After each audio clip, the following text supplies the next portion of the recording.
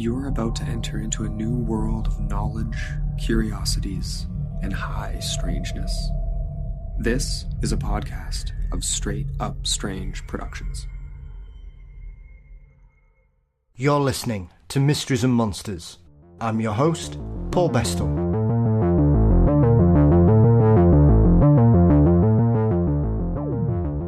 I welcome back the Fortean Times' televisual critic and reviewer Stu Neville to find out what he's been enjoying on his telebox recently. We'll also discuss some underappreciated gems from films and shows back in the 70s, including Dr Phibes, The House on Marsh Road, The Ghost and Mrs Muir, and much, much more, before returning to the modern day for some of his particular favourites over the last few months. Thank you as always to Stu for joining me this week. But before that, of course, don't forget you can support Mysteries and Monsters by signing up at patreon.com/Mysteries and Monsters. $4 a month gets you ad-free episodes, guaranteed early releases, bonus content, and more. You can also click the link in the show notes as usual, and thank you to each and every one of you for your continued support. Mysteries and Monsters is across all social media platforms. Please subscribe to the Mysteries and Monsters channel on YouTube. You can also visit mysteriesandmonsters.com for your Mysteries and Monsters merchandise. Our intro and outro music are performed by the marvellous Weary Pines. Thank you as always to Dean Bestall for his wonderful artwork. The show is produced by Brennan Storr of the Ghost Story Guys, and Mysteries and Monsters is delighted to be a part of the Straight Up Strange network. Now, let's join Stu as he tells us about some of the tantalisingly terrifying shows he's been enjoying recently.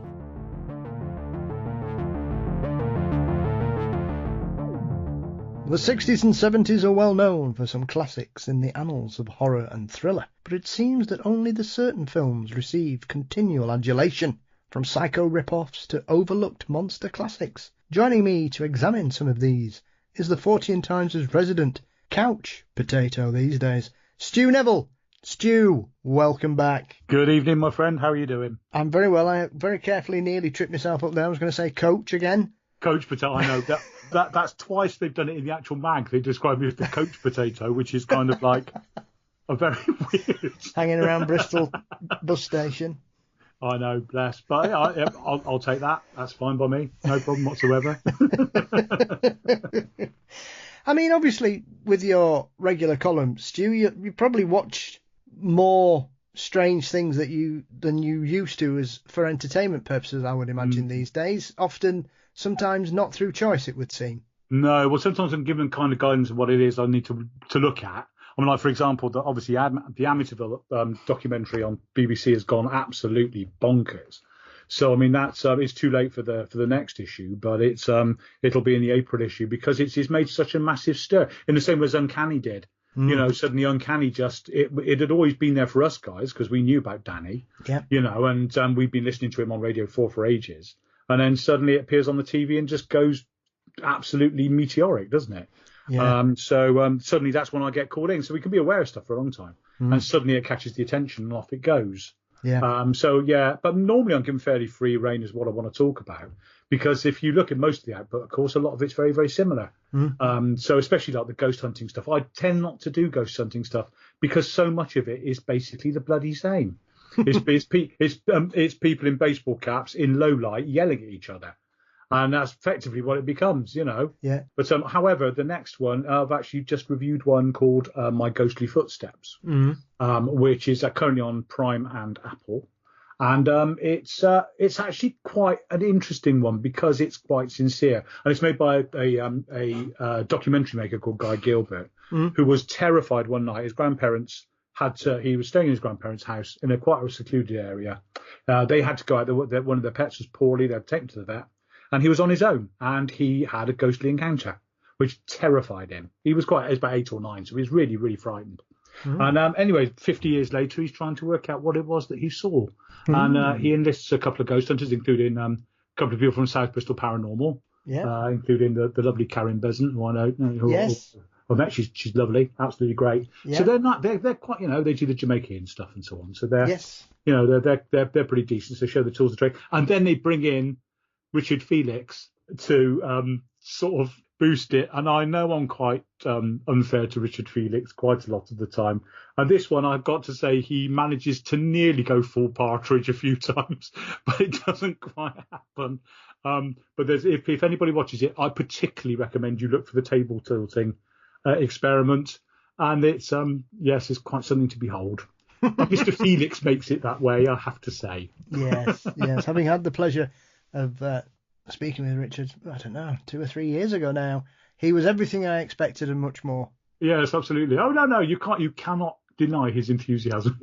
It's infectious. It is, absolutely, yes. I go along with that. Yeah. I was quite surprised in your last column, Stu, that I saw 2 of my favourites. One, I think, is one of those that if you're into Bigfoot, you know who Justin Chernopesky is these days, because I stumbled across his first documentary through YouTube recommending it several years ago. Yes. And so I followed Mountain Beast Mysteries ever since. Yeah. He does some brilliant content fairly regularly as well, and you can see his progression from somebody starting out to quite a slick operator these days.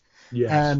With the presentations and the thing he does. But I always liked his very grounded and knowledgeable. He's treating it as a wildlife documentary, isn't he? Yes. He's coaching it the same way as those 2 guys did who photographed the snow leopards in the Himalayas. They knew they were there, they just didn't know where the hell they were. And basically they spent effectively, a couple of years just waiting for them to walk in a shot, because that's all they could do. And they did.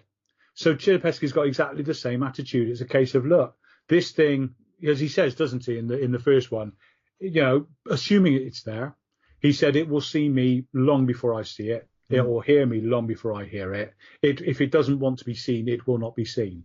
So I have to stay absolutely still and wait for it to come to me. And that's basically what he does, isn't it?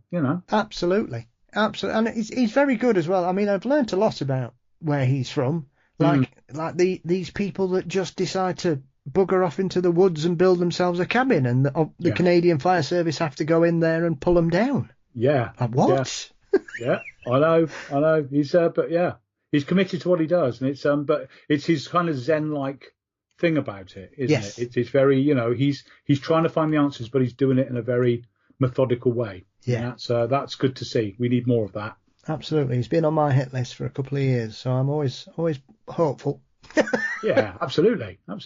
And the other one was obviously one I think, as you mentioned in your review, Stuart, is criminally underrated, which was the Operation Mungo show. Yes. It's one of them that sometimes you'll see these series pop up on Animal Planet or Discovery.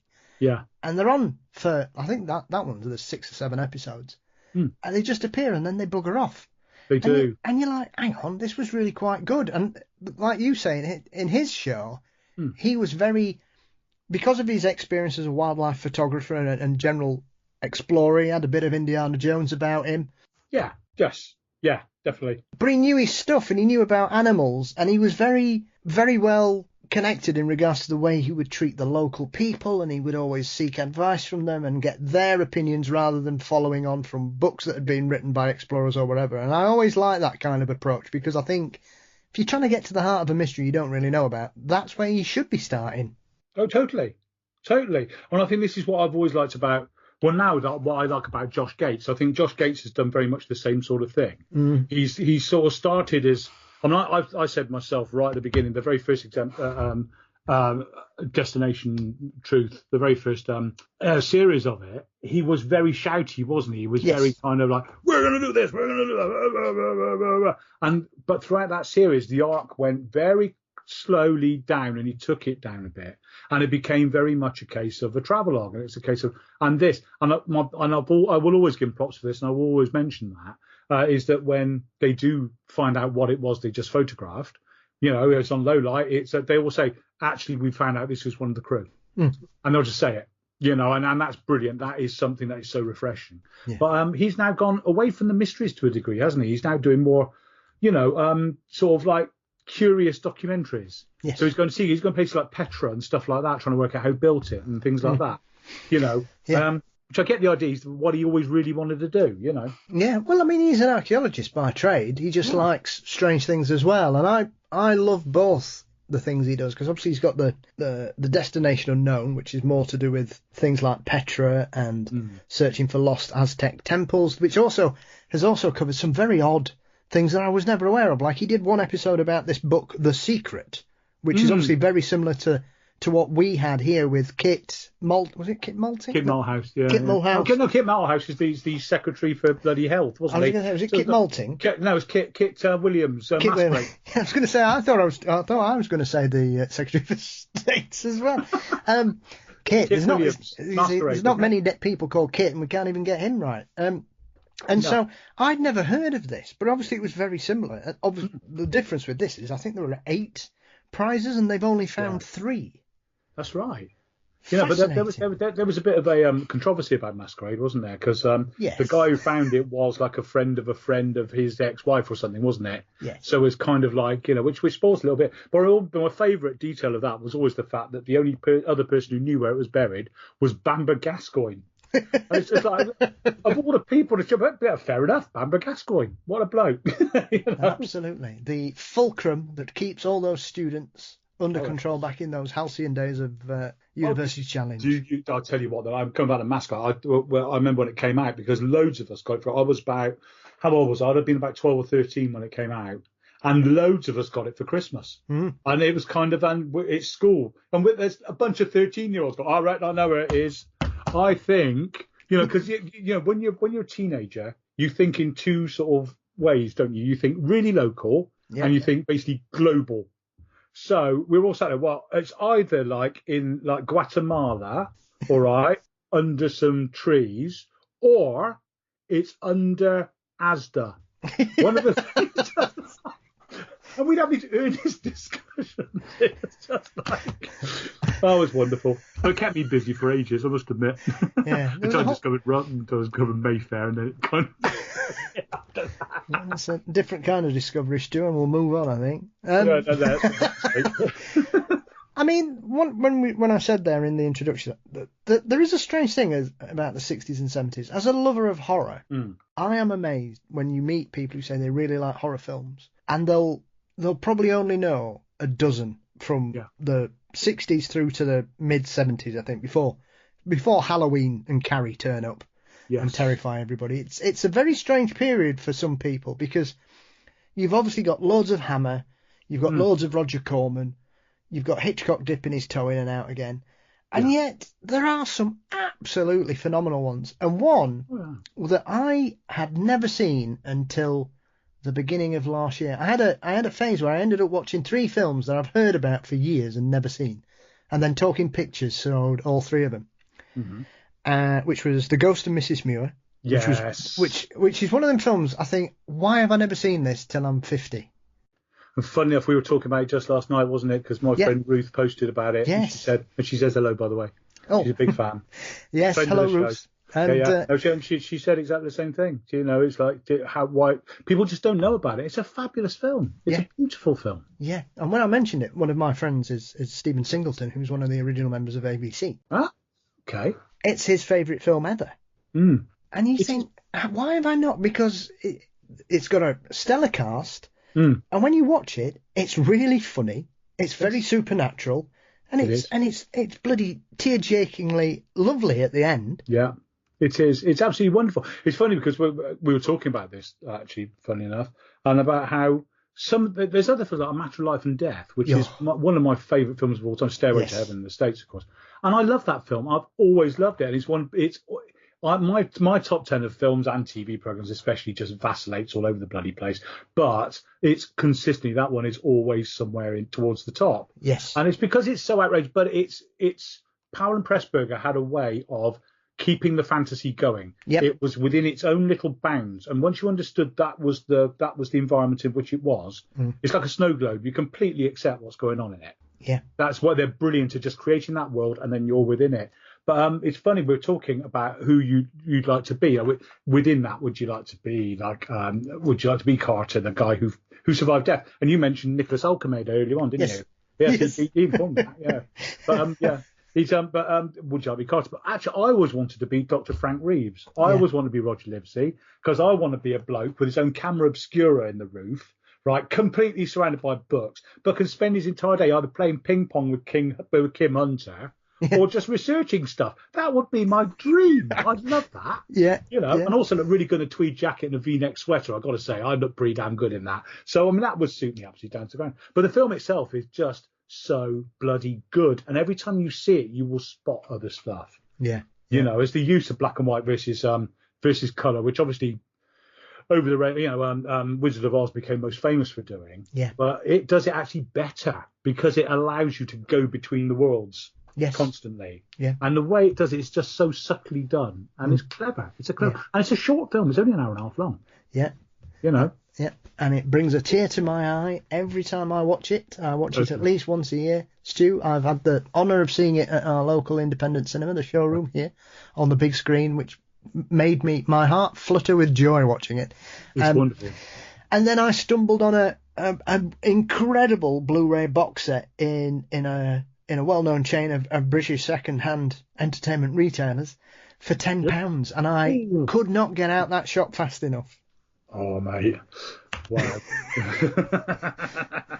Put that next to the Third Man box set that I found in the same shop for another stupidly cheap price. And you're not going to tell anybody which this shop is, are you, Paul? No, you're not. No, not if you live in South Yorkshire. You can bugger off. It'd be a long way to go to get a box set, I must admit.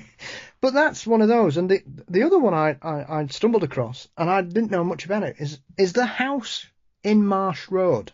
Stu, have you ever seen this? I have not. I've heard of it. I have never seen it. And I was like, right. I saw the blurb on the planner, and I thought, a woman inherits a house inhabited by a poltergeist who saves her life.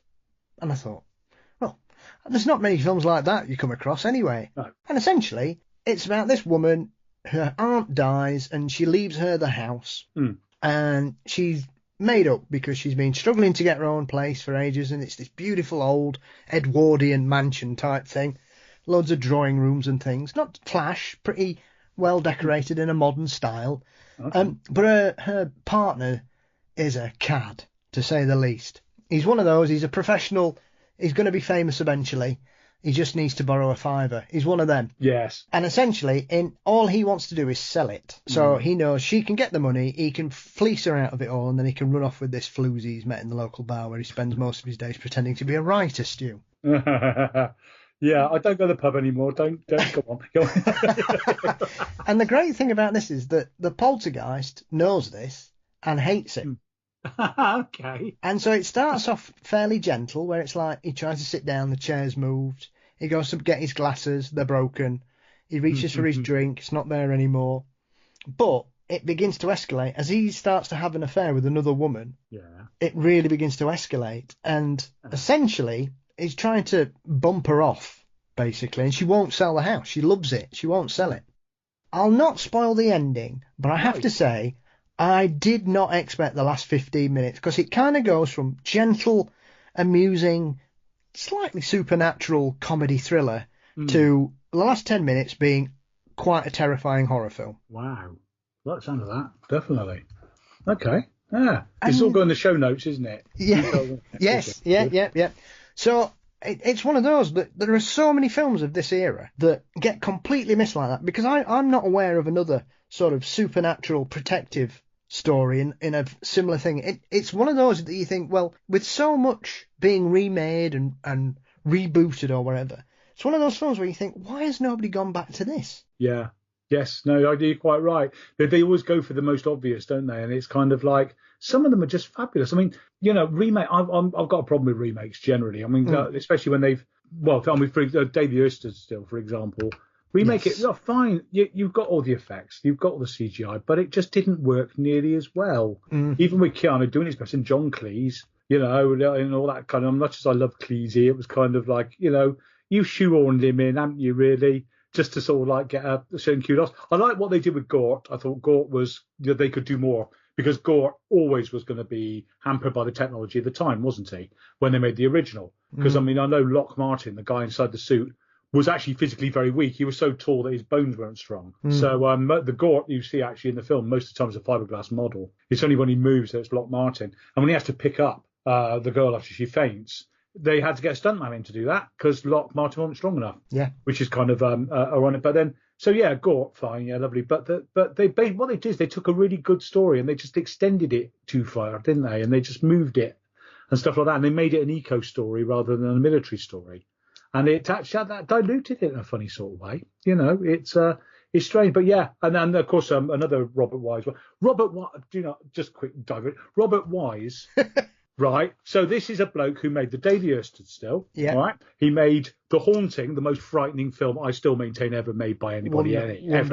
You know, the 1963 Haunting. He made that, and it is terrifying. Yep. You know, he made that. He made those two. Then he made The Sound of Music. yes. Then he made West Side Story. Yeah. Did he do The Guns of Navarone as well? Or something?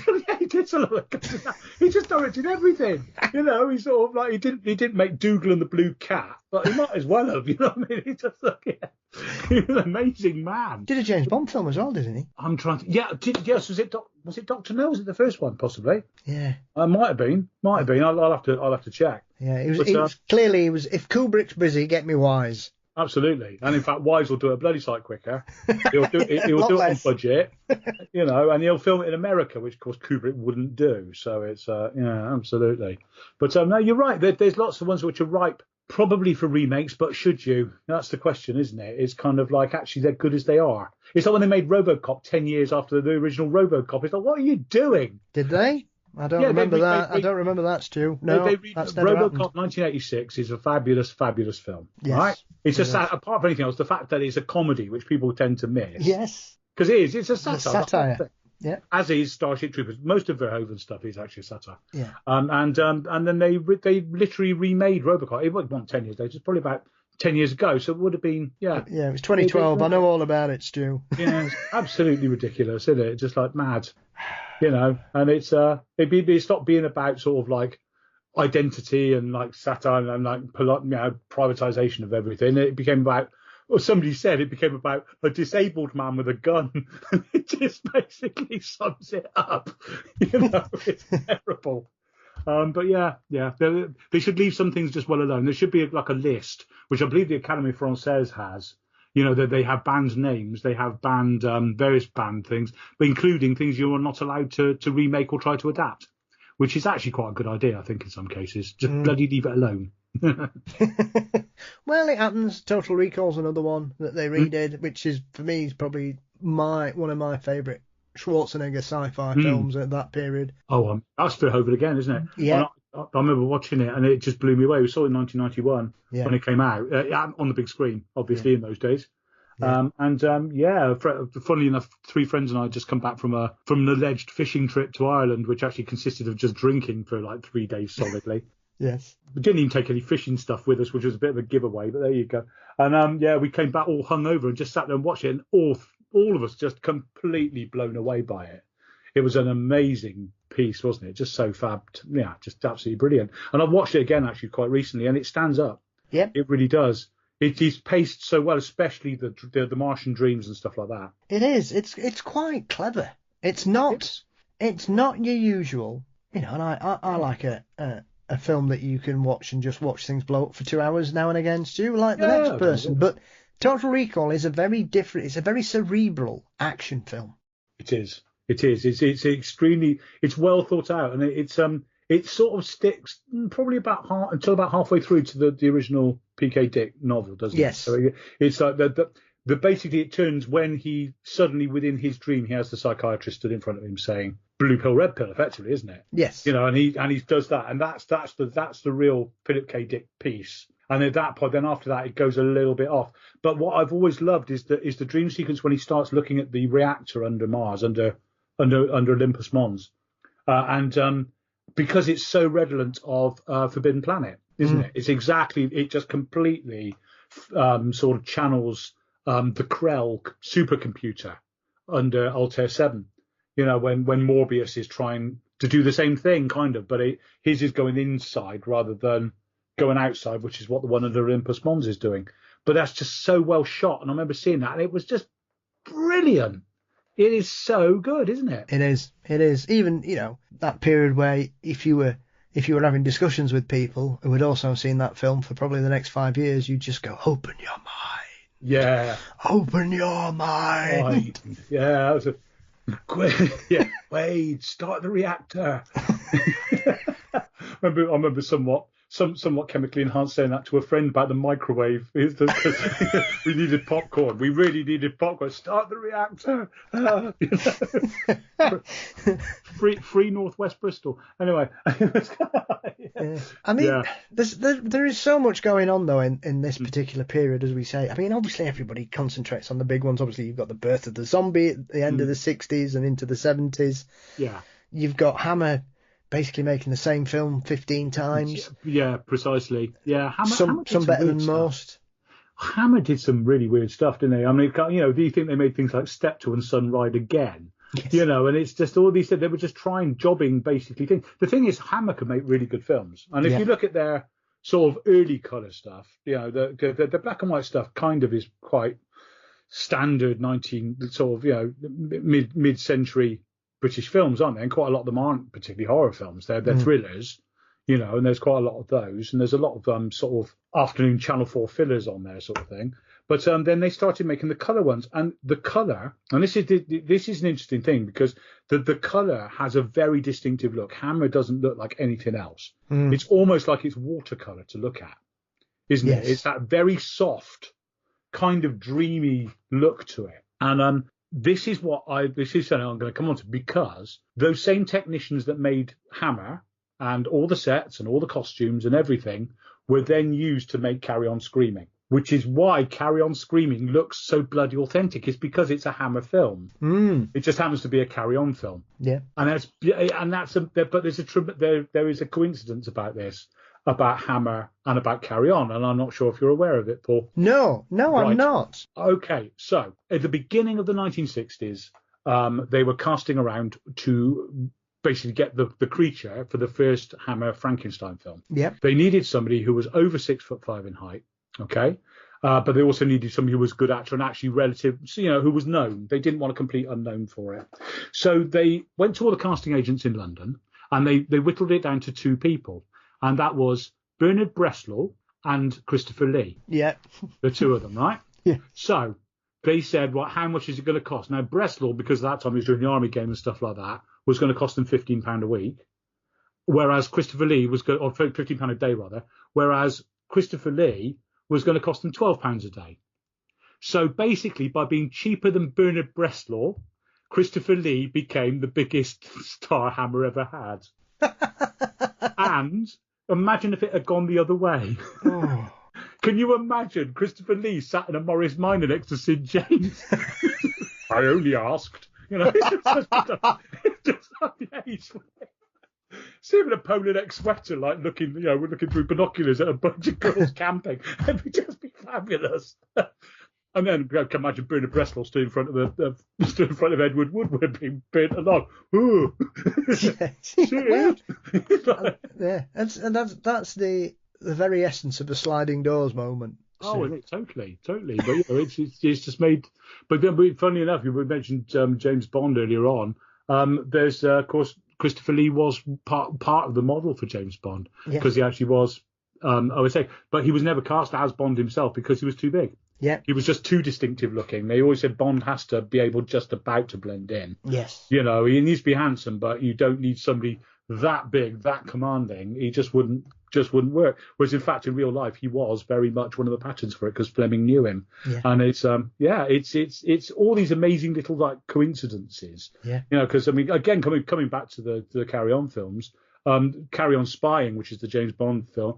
A James Bond spoof looks absolutely like a Bond film again because it's filmed at Pinewood on James Bond sets. They used the sets for Goldfinger for Carry On Spying, so it looks absolutely accurate. They're quite clever actually. They used the Carry On Cleos using the Cleopatra set, so they just went in and just like took the bit, which is ace. Like the Life of Brian using Jesus of Nazareth set, which is which is pretty ace as well. It's got to be set. Absolutely, and I would imagine it's probably one of the reasons why Lee played Scaramanga in The Man with the Golden Gun as well. Then he always wanted to, and they sort of said, "Look, you've got to be a Bond villain, mate. You can't be Bond himself, but you can be one of the villains." Yeah. And he is absolutely tremendous, But funny, but then the Hammer look has become so ingrained in the watery sort of watercolor Look, and the way it's cut as well, the way it's performed, because it's quite stagey a lot of the time. Yeah. You know, as British film tended to be, there's not a great deal of naturalism in there.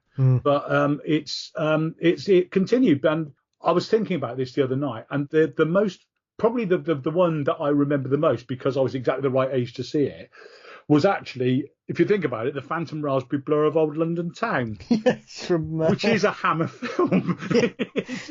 It might have Two been Ronnies. Spike Milligan, and actually Ronnie Barker. Agent was Ronnie Barker. Yes. So it's written by Milligan and Barker, but they made it as a Hammer film. Yeah.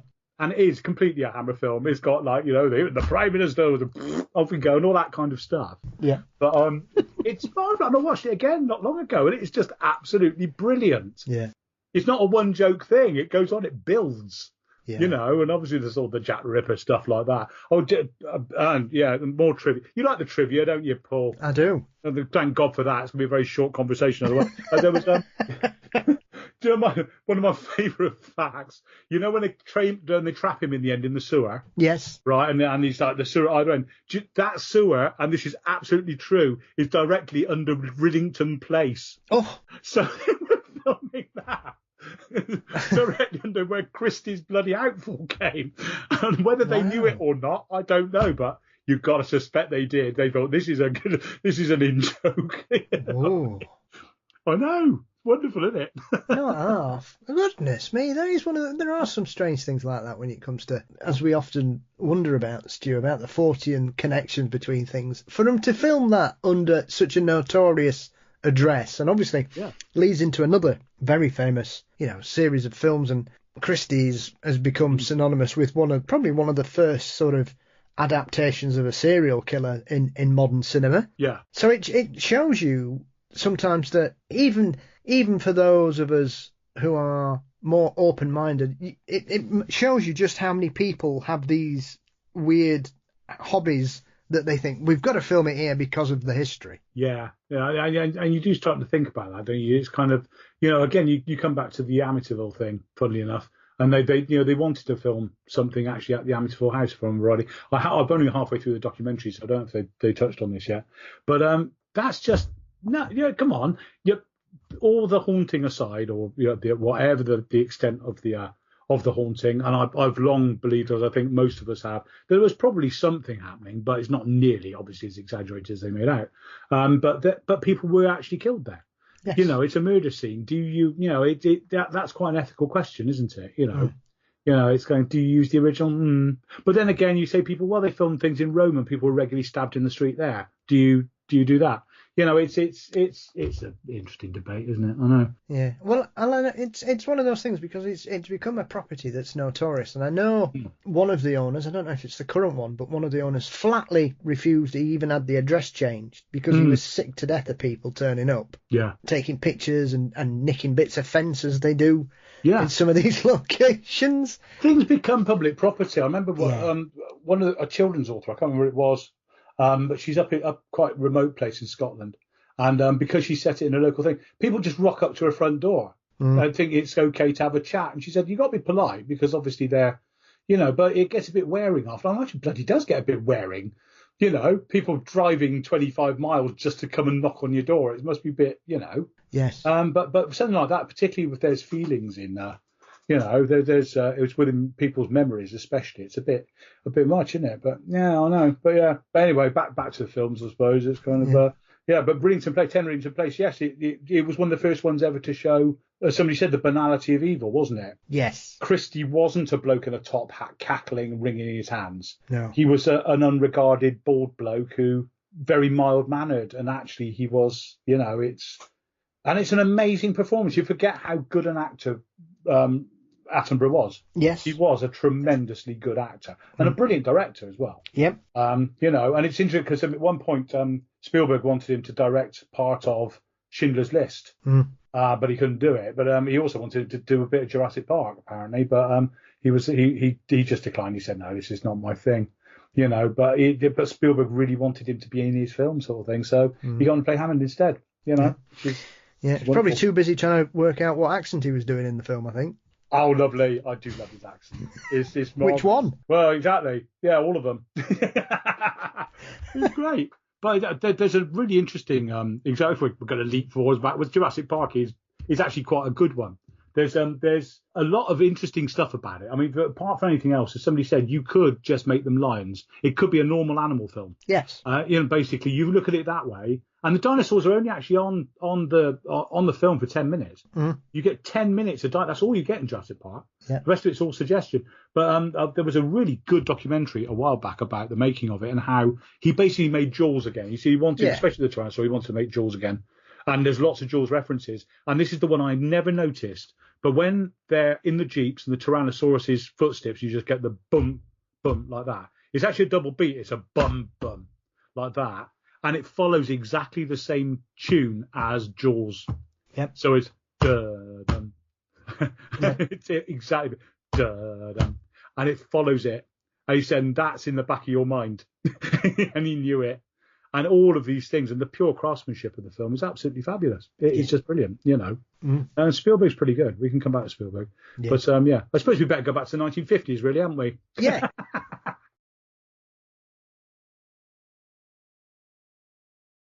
That's simple. Well, yeah. We could borrow a DeLorean and head back. Absolutely. Oh, no, I'm not starting that one. That's just sci-fi. That's... Definitely. But I was supposed for most of us, many of us, the heyday is kind of like the late 60s, early 70s, because that's films we would have seen. Because obviously most of us, well, certainly I'm 57 now, so I mean I hit 13 in 1980, so that's when I got given a TV, my own little TV to watch, and a lot of these films were on at 11 o'clock at night on regional television. Yeah. So and there was only 3 channels, as we know, I'm not going to go down the Four Yorkshiremen sketch. Much respect to yourself, my friend. There were anything, so you were basically stuck at what you want to watch, And if you didn't want to watch Newsnight, then right, you'd watch these. And that's when I first got to see them. And there were loads of them that I could never imagine in colour because I'd only seen them on a really small screen. Yeah. And there was quite a lot of them made in the late 60s, which were a bit salacious, weren't there? Sort of like ones with Judy Geeston and stuff like that. And they used to show up quite regularly, to my gratification at that age. But then there was an awful lot of Hammer stuff, which I just kind of grew up watching. And one of the main one that stuck in my mind, because I remember it was on at New Year, about 1980. And that was Dr. Phibes. Hey. The Abominable Dr. Phibes. And I thought, oh, yeah, that sounds a bit crap, because I didn't know, And I looked in the Radio Times. Was it Radio? Yeah, it had been Radio Times because it was on BBC. And it said, all it said was a concert musician takes revenge on people who killed his wife. And I said, oh, all right, we'll watch this. And I was just spellbound from the beginning. Yeah. Because I knew who Vincent Price was, but he was obviously in this mask, and he was quite disfigured. And that was, But when you first see him, he's not, is he? He looks normal. Because he's wearing a mask. Yep. Sort of thing. And I was just, where's this going? And I was, okay, lovely. And then basically he just starts murdering people in the most brilliant ways possible. Yes. And you sat there because they take it ever so seriously. This is the great thing about all of these, this cycle particularly, there's so many of them with Vincent Price, is he plays it straight. Yep. He does not camp it up. He completely plays it straight in the same way as Leslie Nielsen used to in Airplane. Yep. He is the funniest man on earth because he's playing it as a normal part. Yep. That's it. So fun. So, I mean, so he's trying to, so basically, I mean, the stories for people who haven't seen it, and you haven't seen it, I really, really, really urge you to do it.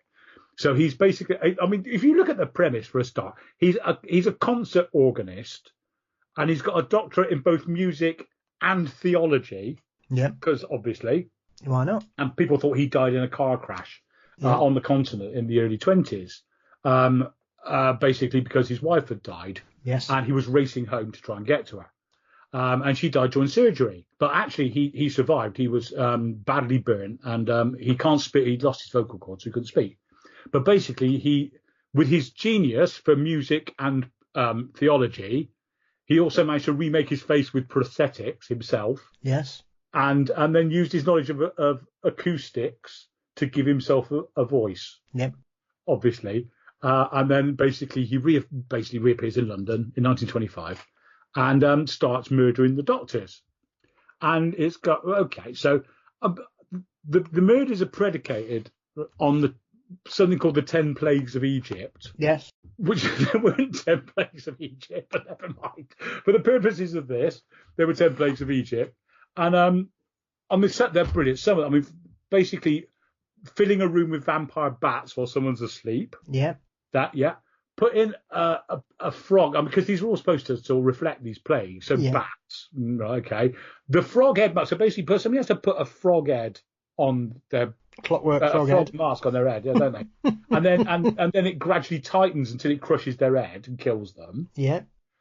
Terry Thomas, who's fabulous. I mean, I could watch Terry Thomas all day. Yeah. They basically drain his body of blood while he sat there. Yeah. He just gets paler and paler, doesn't he? Yeah, whilst watching a naughty film. Whilst watching a naughty film, yes. I mean, this is, absolutely. Imagine being found like that, honestly. God blimey. You know, we've had him completely drained of blood and his trousers around his ankle. Yeah, absolutely. Anyway, then they freeze someone to death by pumping their car full of snow. Yes. Why did they get out? It's just like, no. Yeah. Rats on a plane. There's no Samuel L. Jackson, but there's rats on a plane. Yeah. My favourite of the lot, a giant metal unicorn fired from a catapult. Yeah. Well, the best thing about that scene is after he's been killed, is that they're trying to unscrew him, aren't they? And you can see his legs and his head going round, and they're going, no, the other way. It's anti-clockwise. I know, it's absolutely fabulous. It's brilliant. I mean, it's one of those films, Stu, that I hadn't seen. I knew about Phibes a long time before I'd actually seen it, because I got a book about horror films, Alan Frank's Encyclopedia of Horror, when I was about 6 or 7. My mum got it for me from Woolworths, and so I'd seen that image of him in Skull at the organ, and I thought, whoa, this looks amazing. So I don't think I saw Phibes till probably around the same time you're talking about, early 80s, and then I didn't realise there was a sequel for about 10 years, and the sequel's even stranger.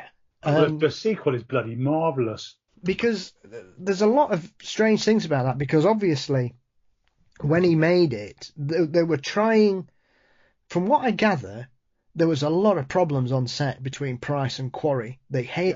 Price just didn't like him at all. And I think the studio had kind of said to Quarry they were going to make him the star of the third one, for whatever reason, until Price found out, and then they rewrote it hurriedly to kill him off in it. Yeah. But there is one other thing about both of these films that I've never understood, and I've never even heard her explain why, is the fact that Phibes' wife is the beautiful Caroline Munro, who is in both films as his wife, yes, and is completely uncredited in both of them. Yes, that's right. She is, isn't she? It makes no sense. She doesn't speak, does she? Well, I don't know, because she's the key reason he's doing what he's doing. Yeah. In both films, and she was a star at this point. She'd already appeared in a Dracula film. She started doing more Hammer films, because she ended up doing Captain Kronos. She did. Which was another Vampire one. Hunter. Yeah, which is another underrated one, I think. It's one of them that, when you finally see it, you think, hang on, why did I not know about this one? Oh, absolutely. She became a Bond girl. She was in the Sinbad film. She was. She made one of the worst films ever, which was a rip-off of Star Wars, which is Star Crashers. Oh, I've never seen that one. Oh, right. If you want to see a genuinely hilarious version of Star Wars that was made with all seriousness, then Star Crashers is it, because it's just balmy. None of it makes sense. Yeah. I mean, the robots talks in a Texan accent for a start, and it's just it's one of those rash of sci-fi films we got in the late 70s where they just go, oh my God, Star Wars is the biggest film in the world. Make me something like that. Yeah. Well, it might be, was it Roger Corman himself made Battle Beyond the Stars? Yes, with John Boy from Waltons. With John Boy and Sybil Danning. At that age, I noticed Sybil Danning rather more than anybody else. But it was and Robert Vaughn, one of the actual original Magnificent Seven in the Magnificent Seven in Space. Yes, and essentially. It's just brilliant. And I love, and I watched it, and it's just such a cheerful film, isn't it? You know, it makes no pretension. But I've always liked that about Roger Corman. There's no pretension about it. He's doing what he's doing, and take him or leave him, and that's a wonderful thing, I think. Yeah. Well, he's another one. You look back, as we were talking about Price and Phibes.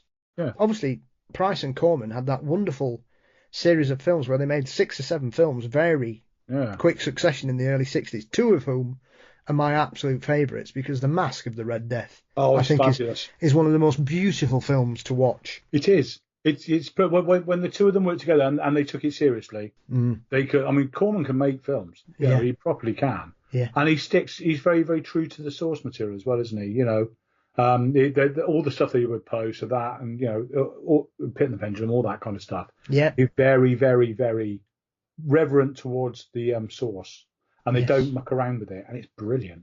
Yeah. Yeah. House of Usher is another one. Yes. Yeah, absolutely. You know, and they're really good. But as a result, that kind of gave them the pedigree, didn't it? To if they wanted to fool around a bit, they could. Yeah. You know, and it's and then I mean, but you know, back to I mean, Price just absolutely walks away with it, doesn't he? Even though he's under a mask and he's not even speaking. It's coming through a speaker, isn't it? Because he can't speak anymore. Yes. But he's got things like his Clockwork Orchestra. Yeah. He's got a Hammond organ. That's my favourite detail of the lot. He's got a Hammond organ that raises up out of the floor like at a cinema. Yeah. You know, and he's wearing his cape. Yeah. I mean, it looks beautiful as well because it's all Art Deco. It's beautiful. Absolutely Art Deco. It's absolutely gorgeous. And then that was sort of such a success. But as you said, they immediately went off and made it again with Dr. Phibes Rises again. And they even bring Terry Thomas back as somebody else. Yeah, yeah. It's still Terry Thomas. Like, couple of guest stars in it as well. Peter Cushing turns up in the sequel. He does, yeah, absolutely. John Thor, a young John Thor, who, if I remember rightly, gets basically put in a giant vice. No. John Thor gets attacked by an eagle that pecks his eyes out.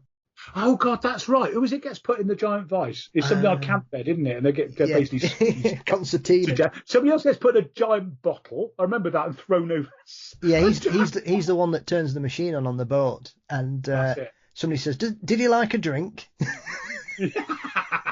Pike. Yeah, somebody else gets sandblasted to death, don't they? And you know, yes. And all these things. And then the police, who could possibly be doing this? It's like, are you looking at these murders, mate? Who do you think it was? And then they hear that they got a Clockwork Orchestra. Then he's like, oh, it must be Dr. Phibes. But it's fabulous. Yeah. I just bloody love it. It's marvellous. And then it finishes, funny enough, as we mentioned earlier on, with him going off down the river of life, doesn't he? With the body to somewhere over the rainbow. Yes, it's just absolutely magnificent. Yes, with his assistant Volnavia. Volvanus.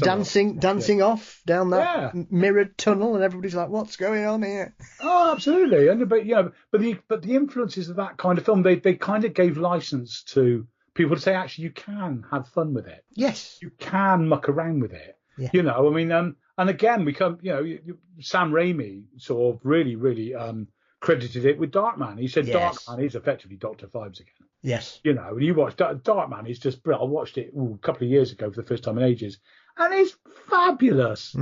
It's so funny. And Liam Neeson, you forget he's actually a really good comedian. Yeah. But he's, it really, really works, doesn't it? Yeah. But it's him with his face and all that kind of stuff. But the initial bit where he blows up and this little figure goes flying out of a window. Yeah. That's just pure Phibes. And that's just a wonderful, wonderful thing, isn't it? Yeah. And it's brilliant. But it's had lots of, you can have fun with these things.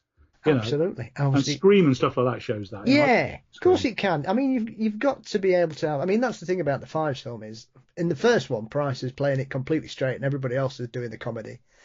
But his little things he does, like when the guy gets eaten by the rats in the plane and it crashes, and he's watching with the telescope, and as it happens, he just drops the telescope like mic drop.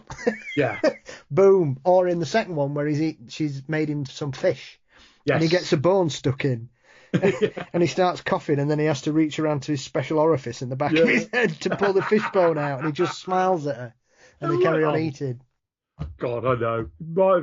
I mean, but on the back of that, of course, after Phibes, going back to Price, then they did my favourite of the lot, which is Theatre of Blood. Brilliant. Which absolutely takes Phibes, but then just takes it in a completely new way, doesn't it?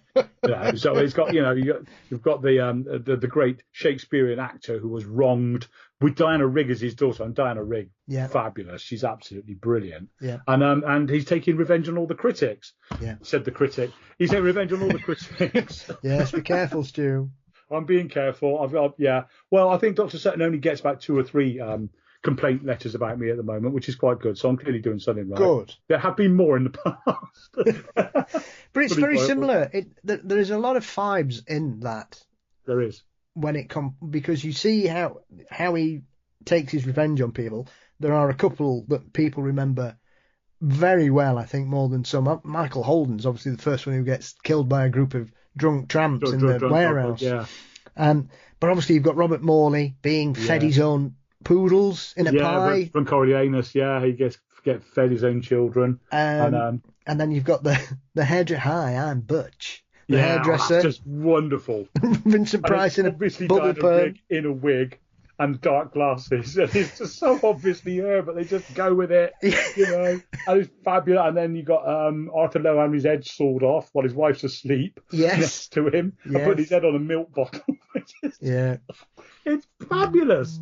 But my favourite bit of the lot is him and Ian Hendry having a duel on trampolines. Yeah, sword fights. Swords just leaping around. But you look, when you watch that film, you look at the look on their faces, and they are enjoying every second of it. Both of them are just absolutely having a blast. Yeah. It's a fabulous film. And if you haven't seen theatre, but honestly, you can get the DVD for like £1.50 from Amazon. Or stream it. It's probably on one of the streaming services. Yeah, it's on Prime. Say where? It's on Prime. It's on Prime. Watch it. You will not regret it if you haven't seen Theatre of Blood. It is an absolute bloody hoot. Yep. And it's just wonderful. Yeah. And I love it. Yeah, I think love it. I think for me as well, I think when they talk about eras, a lot of people in that particular era concentrate on Cushing and Lee. And I think if you look at what Price did throughout the 60s and the early 70s, he probably made more films that have stood the test of time, as all the ones we've mentioned. You've got the Corman films. He did The Last Man on Earth. He did, which is that he was about was he the first one to make it? Yes, that's the first version. That's the first one, because the Omega Man was the second one. Yeah. And then Will Smith. I Am Legend. I Am Legend. No, it's the bloke's called Neville. You see, we're immortal. You can't kill us. His name's Richard Neville. Great bloke. But I must admit, I quite like what they did at the end of I Am Legend. I mean, basically making him the monster was a clever move. Spoiler alert, sorry people, if you haven't seen it. But I mean, once something's been out for 10 years, I think you can discuss the ending, to be honest. Yes. But no, he did. Price was capable of extremely good acting. I mean, in Witchfinder General, he is genuinely chilling, isn't he? Yes. He has that, because he has that quiet mania. But it's the same with Peter Cushing could do the same thing. Yes. Peter Cushing was frightening because he was a nice, precise man, and that's the thing, and that's what makes him so creepy. And because this is something we can come on to, because then in the 70s, when TV started becoming bigger than films, then you start getting things like Hammer House of Horror. Yeah. In which the most famous one probably is the one with Peter Cushing as a associate pet shop owner. But actually, it's a really, when I was a kid, I watched it. I think that's not very good. But watching it later as an adult, you see that actually that's a frightening bloody thing. A very young Brian Cox in it as well, isn't it? It's a absolute tour de force. Yeah. Just as this, I'm not going to give it away, because I think people need to see this, because it's kind of forgotten. But if you do try and find Hammer House of Horror, the one with Brian Cox and Peter Cushing in it, because it doesn't go where you think it's going to go at all, does it? Mm. It just it's just it kind of, with horror, you start to, literally horror, you start to realise where it's going, and then the final payoff is just absolutely fabulous. I'm trying to think. You see, the thing about the Hammer House of Horror, Stu, is it's one of those that I've been meaning to rewatch it all again, and I've never got round to it. And there's only one episode that has stuck in my mind. There's probably loads, and I just can't. I'm not placing it with the right show, or I'm thinking of Tales of the Unexpected or something. Yeah. But there's one episode that has always stuck with me forever, and it made me feel, it's one of those when you watch something and you love horror films and drama, chilling dramas and things like that, and it just left me feeling empty afterwards. I didn't know how to feel about it, which was quite an odd sensation. And the only thing I remember about it really is that a couple are trapped in a house that's in the middle of nowhere. There's motorways on either side. That's it. That's the one with Peter Cushing. And that is the one. Basically, he's trapped them. See, I completely forgot Cushing and Cox were in that. I just remember the setup and what the payoff is afterwards. That's the payoff. Is basically, it turns out he was a a concentration camp guard. Yes. And he's basically trapped them in this house. But then they manage to kill him, not realizing that means they can't get out either. Yes. and it's kind of this. Oh, it's quite frightening actually. Yeah. And some of the other ones are quite jolly. There's Children of the Moon, with Diana Dawes about werewolves, and that's a good one because it's got a lot of jump cuts in it. Because you're kind of waiting for stuff to happen, which then does happen. There's one twin. It's not called Twins of Evil. It's something of evil, and it's weird village and stuff like that. And there's quite a few standard ones, but they're actually all quite good. They work. They then decided to make Hammer House of Mystery and Suspense, which just didn't work quite as well at all, because they were just ordinary thrillers really, and they weren't that thrilling, So no, but first series of Hammer House of Horror, yeah, definitely give it a go. It's some pretty good stuff in there. And around that same time, just before that, rather, there was Armchair Thriller as well, which went for quite a long time. But there's one, of course, episode that everybody remembers, and it's kind of become a touchstone for all the hauntology stuff. And that was Quiet as a Nun. Yes. Yeah, absolutely. We watched, that was on, I'll tell you exactly when that was on. That was on in April 1978. And I know it was on in April 1978 because it was a week before our whole school year went on a trip to Cornwall where we stayed in an old convent that had just become a hotel. And so we'd seen this thing with this ghostly nun and things and shadows on the wall and gone as well. And these poor bloody teachers had to take sort of 20 11-year-olds to that kind of environment for a week. Jesus, mate, it was like Vietnam. We all needed It was terrible. It was all, but it was so frightening because there was this there was basically the sequence we all remember, isn't it? It was just basically a nun with no face. Yes. And it just frightened the bloody life out. It was a nun, but she'd have a fat, and it just frightened the bloody life out of me. And I slept with the light on that night, which I admit I'd sometimes have to do, but especially after reading communion on my own that night, that was a stupid thing to do.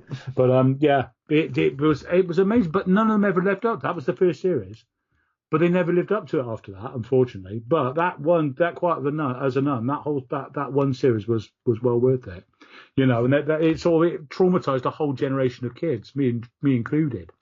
It's quite an amazing thing. And then, but there was loads they made for kids as well, wasn't there? Directly, like sort of. I'll tell you one that sticks in my mind. They did two attempts at Stig of the Dump. Don't know if you remember this. Yeah, they had two. Basically, they had one where it's just like an ordinary good-looking teenage lad in a fur coat with a bit of mud on his face. But then they did one who looked like an ape. Properly. I don't remember the second one. I remember watching the first one when I was at school. There was this little sort of trend for doing this because there was two series on roughly the same time, which was Chimera, which was a Sunday night thriller. It only ran to one series, but it was basically a half human, half baboon hybrid. And they tried to smuggle it out of a secret lab in Portadown or whatever, and were trying to get it to somewhere that they could expose what was happening. That was quite good. And then there was also the Gore Saga at the same time. The Gore Saga with which a young Charles Dance, which is again a human gorilla hybrid, wasn't it? And it was based on a series of books. But that was a really good one. That worked quite well. And the BBC used to make these things quite regularly. Yeah. They made Nightmare Man as well. Yes. Do you remember Nightmare Man? The Nightmare Man was absolutely amazing. That was a tremendous piece of work. And it's never been repeated. I think you can get it on DVD now, or you can probably stream it. But it is absolutely marvellous. Yeah, it is strange how they've gone away from doing that for so long. Because, as you've mentioned a couple of times in this, I wasn't aware of this Amityville thing because as soon as I see the word Amityville, my brain shuts down and I move on to something interesting. Yes. Usually.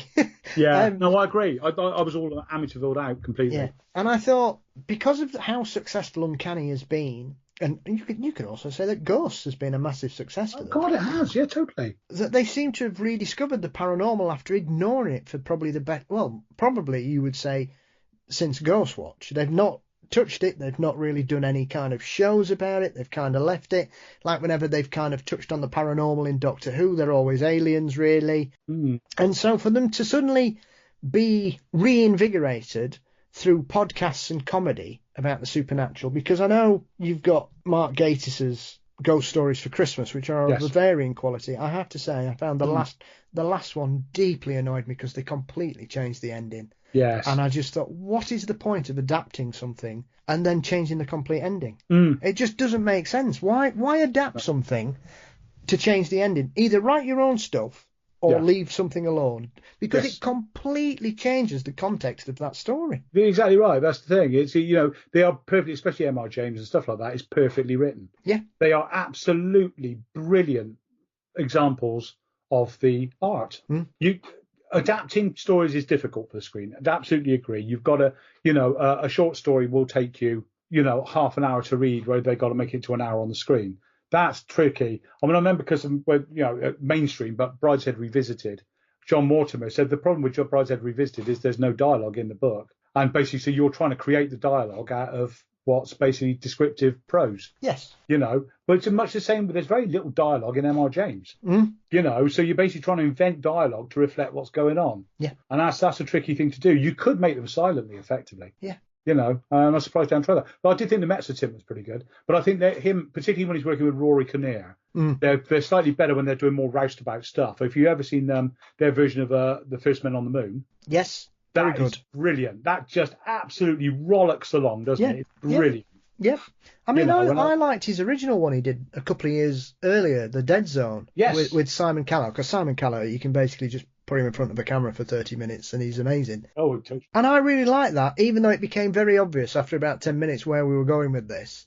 I still really liked it. And I get frustrated that when you take something like that that's probably never been shown on the TV, because a lot of people, I remember when it was shown, people going, "Oh, I can't believe he's done this to an M.R. James film." It's an Arthur Conan Doyle story for a start. To take something like that that's probably never been dramatised on television before and change the end, it's just I just don't understand it, Stu. No.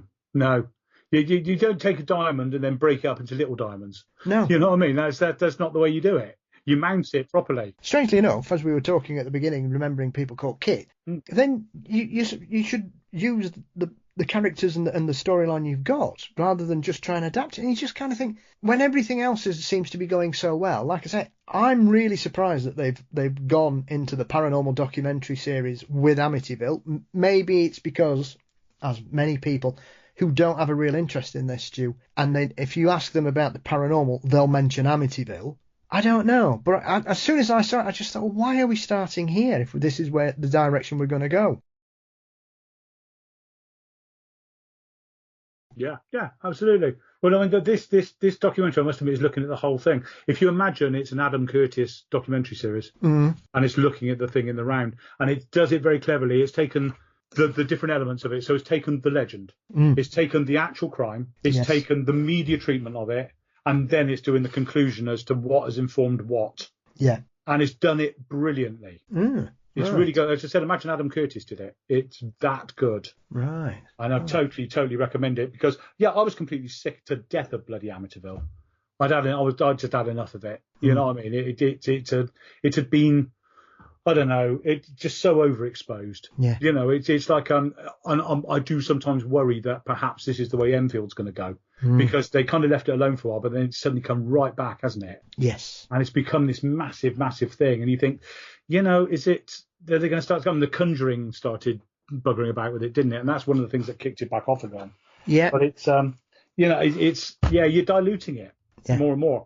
That's the problem. People extrapolate stuff and then they'll look at it. And the problem is, especially if they're making dramatisation, they'll think, well, we've got to make this a bit more interesting. And it's always been, of course, as you know, my main criticism of ghost hunting programmes, again, is quite often it's obvious that, because I've been on ghost hunts, they're boring. Most of the time you're sat there in silence in the dark and nothing happens. And the problem is people don't want to see an hour of nothing. So they have to kind of spice it up, and I think what you need something which will actually reflect the sporadic nature of these kind of things. Yes, absolutely. Well, it gives a false impression, if nothing else. And therefore people turn up on a ghost hunt and get bored very quickly when really, if anything happens, it's a remarkable occurrence. That's what makes the phenomenon so interesting, is that it is so sporadic. It's not on demand. No, exactly. It's not. Things just, You can't predict it, and this is the thing. It's a bit like somebody said. It's very like when the TV man comes to repair your TV, and suddenly it's working perfectly. And then the moment they bugger off it goes again. Whatever was wrong with it.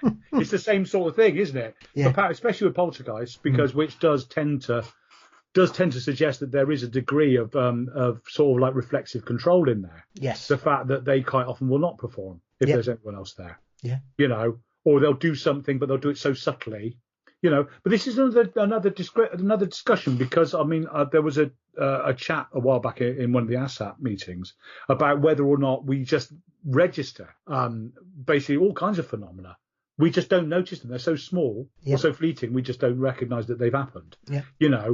Somebody said it was a bit of a sort of funny thought, but somebody said, well, you can find your keys the other day.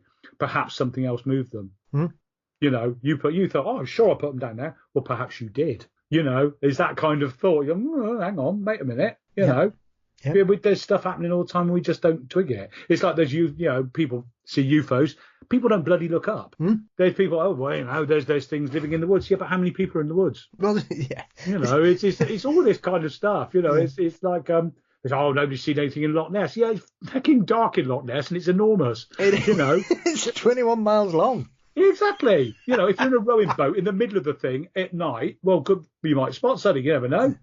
I mean, if you're lucky on a good day, you can just about see the other end of it from one end. Having been there myself, you can only just, and it takes you a while because I've been out on Loch Ness as well. You've got to be going for at least 2 or 3 miles before you can even see the furthest point north. Oh God, yeah. So it slightly bends. I know it does, but it does slightly bend. Yeah, it does. And like I say, it's in Scotland. It's all dependent on the weather. Most of the time, it's overcast. You can't see a bloody thing. It's tipping it down. Yeah. The water's pitch black. It is. It's full of peat, isn't it? And it's kind of like it's. Yeah, I've only. Okay. We can rationalise and we can sort of say there might be something in there, and I think Rich Freeman's got a point when he says perhaps it's a giant eel, or something like that, something which would live in there, and it's just big, or a big pike, it could be, but it's big enough to come. It's not a plesiosaur. We know there's not a plesiosaur in there. That's fine, but who knows? Also, that big eels can basically lie along the bottom. You won't see them. Yep. They're cold-blooded. Come out on shore as well, Stu, which would explain some of the earlier sightings. No, totally. So it could well be, and I think, it comes back to it, doesn't it? I think this is the thing. It's there could be all kinds of stuff happening, and I think, but you're right. People want to see fireworks. And basically, if they don't see fireworks or hear fireworks, then they think, well, that's a bit crap then, and they're not going to watch it. Whereas I would find one really, I'm sure we've spoken about this before, haven't we? One of the most freaky things I ever heard it happened to me in the FT was about 20 years ago actually, and this woman wrote in, and they'd basically gone to bed, they'd come downstairs, and all of the tins had been taken out of the cupboard and were arranged like Stonehenge as a circle in the middle of the kitchen floor. Yeah. And she said it never happened again. Happened once. And that freaks me out. That's kind of, my God. That would worry me more than stuff that you kind of got used to happening. Yeah. You know what I mean? Yeah. Once you've got it, because I know people live in haunted houses and they're just used to it. It's just like, okay, you zone it out. We live really close to an airport. You don't hear planes after a while. You know, that's basically it. Yeah. So I think you're right. People, I think it's unreasonable expectations, isn't it? That's what they give people. Of course it is. Shows, and the human brain can tune anything out. Like you refer to about being in a flight path, Stu. The main southern entrance to Sheffield's train service runs at the bottom of my road. Ah, right, okay. I probably hear 2-3 trains a day, but I know there's probably 600-700 go through there. Blimey. Yeah, but again, you don't hear. My mum used to live quite close to a railway station. You're right. You do. It's there. If you listen for it, you'll hear it. Yes. But you don't listen for it because it's just what it is. You know. Yeah. It certainly is. I mean, the other aspect that you were saying about some of these series is some of them just have become so well known, and yet I think hardly anybody's seen. Kolchak is another one. Oh, the Night Stalker. And strange again, Stu, it's only something I've been made aware of and seen since I've started doing this show. You can't find that for love nor money in this country. No, considering how much of a legend it is, and everybody knows about it, It's just absolute, you'd think, and it used to be shown on ITV quite regularly. Yeah. At one point, and yet you can get all this really, really obscure stuff. But that, no, you're right, you can't get it. And I'd love to see Kolchak again. Yeah. Because it informed so much stuff. It informed not just X-Files, which obviously is one of its main things, yes. but things like Twin Peaks. Yeah. They all came out of Kolchak. Yeah. And it's very, very embedded in the American psyche. Yeah. Yeah. I mean, there was some rascal who put about 25 episodes on YouTube a couple of years ago. So I managed to see the 3 TV movie ones before somebody obviously flagged it for copyright and they all got wiped, which is really annoying. But it just showed, as we were showing about remakes and things like that, it makes you wonder, with all the stuff that we've had, supernatural series television over the last 20 years has exploded on all platforms, all networks in North America and Europe. There are shows galore. Supernatural is a prime example of it. Grimm. Yeah. The X-Files coming back again. And yet, Kolchak, it's still there, stuck in 1975, and nobody seems to want to go back there because it's a prime example of a hard-hitting reporter investigating strange phenomenon. Yeah, it is. And it's the sort of, and it's an evergreen thing, and it's really well made as well. You can watch it. It's funny, I watched quite a lot of 70s TV. You watch something like an episode of the well-written ones, the good ones, which, for example, things like not Kolchak, but Kojak, they're all really well made. They're actually very good. They're very watchable. Yes. There was a lot of care put into them. Yeah. They're not bubblegummy. They've got the right balance of kind of like humour, but also, intrigue and stuff like that. They're actually really, really well made. And it's, and I think Kolchak would stand up fabulously. And there's people waving a flag for him, but, I suppose it's ultimately, it comes down to whether or not, perhaps there's a rights issue or something like that, which is causing it, which is often the way, or somebody might have bought Kolchak. Yeah. They might have bought it and then you can't, nobody else is allowed to make it. Because this obviously happened with the Fantastic Four, didn't it? It was basically bought for never going to be made. They just didn't want anybody else to make it. Yeah. Yeah, well, Fox did that with the X-Men. They did. They had a limit on it, and they had to make a certain film. They had to release a film in a certain date to keep the rights rolling. I mean, it didn't matter in the end anyway, because the behemoth that is now Disney just ate them up anyway in the end. Yeah. I think they probably did that just out of spite. I think because they kept making these films to keep the copyright, and they went, "Nah, well, if we can't get them off you, we'll just buy you." Exactly. Which is one of those things. But there are these things that seem to have been lost from that particular era again. It's like when we used to have portmanteau films. Yes. And there aren't many of them. I know, in recent years, people have gone on about the VHS series of films, which I watched the first one. 2 of them are really good. The rest are dreadful. But you had some absolute belters in the 60s and 70s. One of my favourites, even though it's slightly out of it, is The Monster Club, which once again features Vincent Price. That's it. There's got that huge mural on the wall, and they're pointing out the different varieties, aren't they? Yeah. That's the one, yeah. That's a half zombie, half werewolf. It's called a zomwolf or something like that. It's brilliant, isn't it? It's about that guy who basically is being fleeced, and if he gets upset, he whistles, and he'll whistle in such a way that you become disfigured. Yeah, that's right. I remember that. And the village of flesh-eating cannibals living in rural Essex. Yes, that's right. It's Basildon now, isn't it? I think. Pretty much. And the vampire who lives in Suburbiton. Yes, I know, it's just fabulous. It just gives them a kind of that. Of course, then you start looking at What We Do in the Shadows and stuff like that. Yeah, which is kind of very, very similar, and Being Human, which they filmed very close to me. Yeah. Yeah. But that, they're tremendous series actually, and I don't like the American. I hate to say it, but the American versions of Being Human, Ghosts, and What We Do in the Shadows just aren't quite the same. They're too glossy. They should be a little bit more downbeat, I think. That's part of the thing, isn't it? Yeah. Ghosts has got a core of, BBC Ghosts has got a core actually quite melancholy a lot of the time. Yeah. It's quite sad. It is. I mean, it's hidden. There's a dark humour to it. It's like the character who's his time wandering about without his trousers on. Yeah.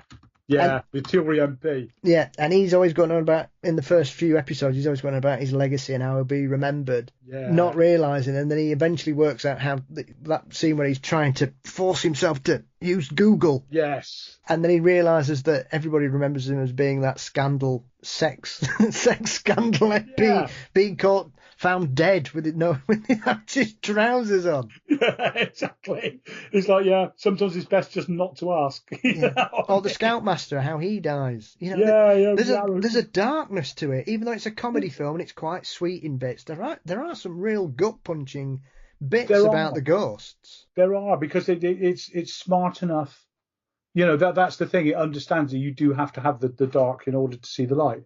And I think that's it. And it's something the BBC is very good at. In fact, British scriptwriters are extremely good at it. American scriptwriters are getting better at it, I think. But it's still something the British do really well, because we do it.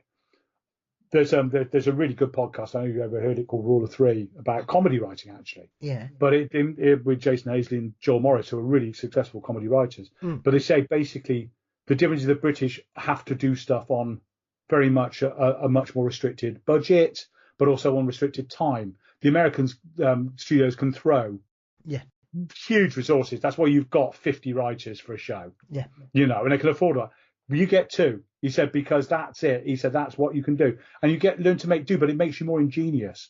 You actually do have to invest very much more in the series. And he said, it's a bit like the war. Somebody said, was it Al Murray, actually? Al Murray, the pub landlord. Yep. He said, look at the war effort.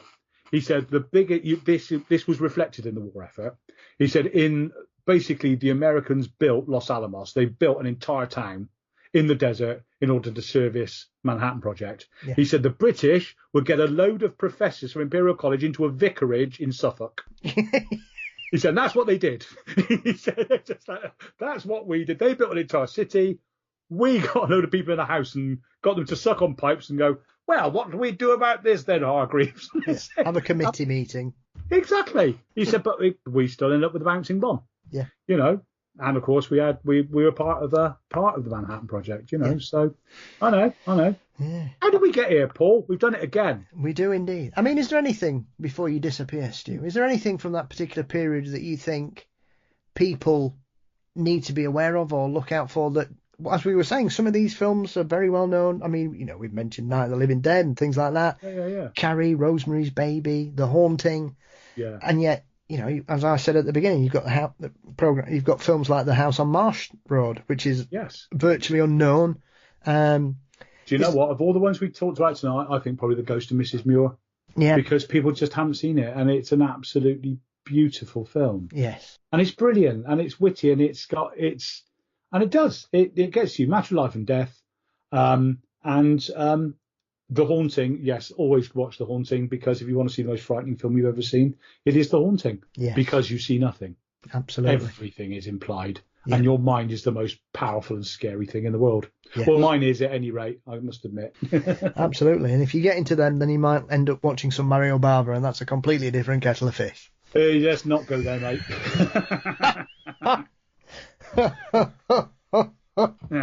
Oh, I still remember the one that always terrified me, before you go, the Bavas from that period, is the one where she nicks that ring off that old woman. Oh, God. Yes, that's just like, oh, good God. It's just that, that's the human beings being base is the most frightening thing of the lot, because it could happen to anybody, couldn't it? Yeah, temptation. Totally. And people, mate. No, absolutely. Well, Stu, where can everybody read your musings on a regular basis? And obviously I'm still on the Fortean forums. I haven't been on there very much at all recently, I must admit. I'm still co-proprieting that with Gordon Rutter. I've got my monthly column in the FT, but I am writing more and more sort of like larger articles. And I am updating my own website, so I'll send you the address for that. It's I had loads of stuff like on storage, and I'm just gradually transferring it all onto the site. So, but it's not just my Fortean musings. It's got my urban magical realism, the rubbish that you read up from me on Facebook many a day, yes. Weird accidents and stuff like that, and quite a lot of my reviews. So I'm back. I can publish my reviews after 6 months. Yeah. So I'm back filling with the reviews as well. Excellent. So any tempting morsels coming up in your column? No, the Amityville will be the next one. I'm kind of on catch up at the moment. So as I said, my Ghostly Footsteps is going to be in the March issue, and then it'll be Amityville in April, and that's going to be a big one, because it is really significant, and I urge people to watch it. Yes. Well, I'm going to give it a go, Stu, because the thing that shocked me about that is that I've seen so many people whose opinion I respect raving about it over the last few days that my initial feeling when I saw it has now turned to intrigue, because I'm wondering why are so many people finding this so exciting. So I'm certainly going to give it a go, and even more so on your recommendation as well. Yeah, you won't be disappointed, my friend. Brilliant. Stu, thank you as always, and we will speak soon, no doubt. We certainly shall, my friend. Thank you very much indeed. It's been a blast.